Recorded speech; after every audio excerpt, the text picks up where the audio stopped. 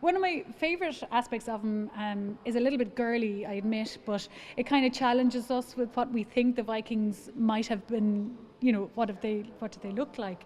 We're inclined to think of them as horned helmet wearing barbarians, hairy barbarians, but they weren't. They were actually looked after themselves. They were into cleanliness. They were into looking good, and this comb signifies that. But it also tells us the necessity involving needing to look after one's health and hygiene is because looking at this comb, I can tell you that Gunnar had lice.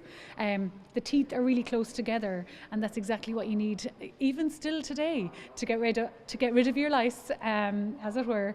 But it also to make yourself look good as well, because there was a lot of women as well in Viking Dublin when they did come. So.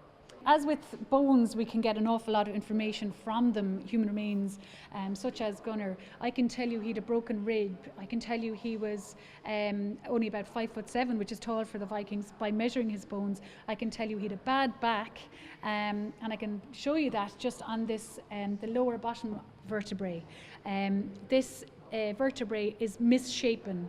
One side is bigger than the other, and that would have given him a certain degree of back pain. However, it didn't seem to deter him at all. These early raiders to Dublin were skilled warriors, and you don't bring anyone who's going to hold you back on a raid. So these guys were the best of the best. So that back pain, as sore as it might have been, it doesn't seem to have held him back at all.